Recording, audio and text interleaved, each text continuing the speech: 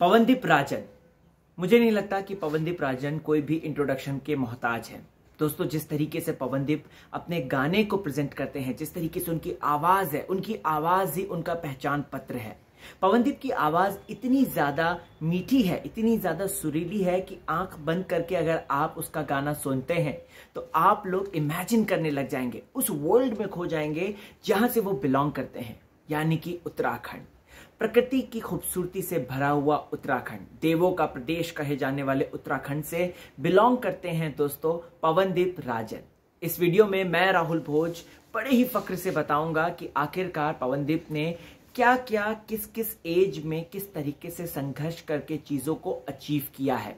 जी हाँ दोस्तों, youngest tabla player से लेकर उत्तराखंड का ब्रांड एम्बेसडर, यूथ आइकन बनने तक, ये जो पूरा सफर उन्होंने तय किया है, या फिर एक कॉन्टेस्ट में 50 लाख रुपए जीतने का सफर, क्या आप ये बात जानते हैं? नहीं जानते तो फटाफट ये बात सुनिए। स्वागत है आपका फीफा फूज में। आ गया है होस्ट एंड दोस्त। अगर आपने चैनल को सब्सक्राइब नहीं किया तो कर लीजिए, बेल आइकन को जरूर प्रेस करें ताकि इसी तरीके की इंटरेस्टिंग वीडियोस आपको बताते रहें। साथ ही साथ फेसबुक, ट्विटर, इंस्टा पे मौजूद हूं मैं राहुल भोज के नाम से, तो आप मुझे वहां पर फॉलो कर सकते हैं। अब बात करते हैं दोस्तों देवों के प्रदेश कहे जाने वाले उत्तराखंड के बारे में, जहां से बिलोंग करते हैं पवनदीप, जो कि इंडियन आइडल 12 में धमाल मचा रहे हैं। आपको बताना चाहता हूं दोस्तों, तो पवनदीप राजन यूं तो कोरोना से ग्रसित है, लेकिन हम तो यही आशा करते हैं, कामना करते हैं कि वो जल्द से जल्द ठीक हो जाएं। बट दोस्तों, आपको बताना चाहता हूं तो पवनदीप जिस तरीके से गाते हैं, उनकी आवाज जितनी ज्यादा सुरीली है, उसे सुनकर मंत्रमुग्ध हो जाते हैं। एक अलग तरीके का नशा। मुझे आज भी याद है एक स्पेशल डे के दौरान जब उन्होंने तेरी मिट्टी गाया था, उफ, आंखों से आंसू आ गए थे जिस तरीके से उस लड़के ने गाना गाया था। पवनदीप की पैदाइश दोस्तों चंपावत की है। चंपावत उत्तराखंड में एक जिला है, यानी कि डिस्ट्रिक्ट है, जहां के हैं पवनदीप। और 27 जुलाई 1996 यानी कि 27 जुलाई 1996 में पवनदीप पैदा हुए। पवनदीप की अगर मैं बात करूं दोस्तों, तो पवनदीप के पिताजी फोक सिंगर हैं उत्तराखंड के। उत्तराखंड में कुमाऊनी, गढ़वाली, भिकियासैनी, इस तरीके के अलग अलग गुट हैं। तो कुमाऊनी यानी कि नैनीताल साइड जो लोग रहते हैं उनको कुमाऊनी कहते हैं। तो ऐसे में दोस्तों पवनदीप के जो पिताजी हैं वो कुमाऊनी एक फोक सिंगर हैं, जिनका नाम है सुरेश राजन जी। जी हाँ दोस्तों, अमेजिंग सिंगर है, आप कभी उनके बारे में पढ़िएगा। और पवनदीप की बहन है जिनका नाम है ज्योतिदीप, वो भी अमेजिंग सिंगर है, पवनदीप की लिटिल सिस्टर है। पवनदीप का जन्म चंपावत में हुआ दोस्तों। उसके बाद उनकी स्कूलिंग भी चंपावत में ही हुई। बताना चाहता हूं दोस्तों, तो यूनिवर्सिटी सीनियर सेकेंडरी स्कूल में पवनदीप की पूरी एजुकेशन हुई। फिर उसके बाद ग्रेजुएशन की अगर बात करें तो उनकी जो ग्रेजुएशन हुई है वो कुमाऊं यूनिवर्सिटी ऑफ नैनीताल में हुई है। जी हाँ, इसके साथ साथ पवनदीप दोस्तों चंडीगढ़ में भी एक्टिव रहे हैं। पवनदीप का रेत कर एक बैंड है चंडीगढ़ में, जहां पे फॉलो जो उनके साथ जो लोग हैं उनके साथ मिलकर वो उस बैंड में काम करते थे। अब तो खैर ऑन एंड ऑफ रहता है।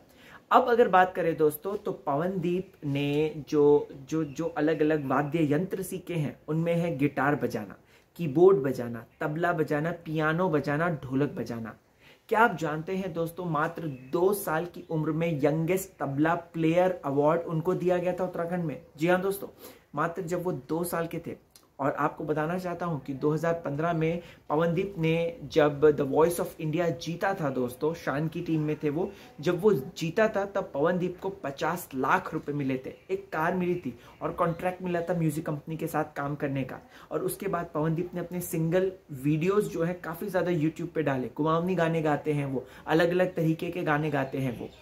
पवनदीप ने रोमियो एंड बुलेट में काम किया दोस्तों, यकीन में काम किया 2015 में। तो मतलब जो 2015 में जब द वॉइस ऑफ इंडिया में जीत हासिल की थी पवन ने, तो उसके दौरान उनको बहुत सारे प्रोजेक्ट्स आए और पवनदीप को और ग्रोथ चाहिए थी, और पवनदीप इसी के लिए दोस्तों आगे बढ़ते रहे। और आज इंडियन आइडल 12 में वो धमाल मचा रहे हैं अपनी आवाज को लेकर, और one of the strong contender हैं जो कि इस सीजन को जीत सकता है। दोस्तों, आपको बताना चाहता हूं कि पवनदीप के इसी अचीवमेंट को लेकर उत्तराखंड सरकार ने उन्हें जो है ब्रांड एम्बेसडर घोषित कर दिया, youth brand ambassador of Uttarakhand के तौर पर। तो ये है पवनदीप की वो जर्नी, जो दिखती तो ऊपर से सुनहरी है, लेकिन पवनदीप ने उसके पीछे जो स्ट्रगल किया है वो काबिले तारीफ है। दोस्तों, आपको क्या है कहना? क्या आप इस जर्नी से कुछ सीखते हैं? मैं तो सीखता हूं। कमेंट सेक्शन में जाएं मुझे ज़रूर बताएं पवनदीप की सिंगिंग टैलेंट, उसकी आवाज़ के बारे में सारी चीज़ें। और बने रहिए चैनल के साथ, देखते रहें फीफा फूल्स। इजाज़त दें।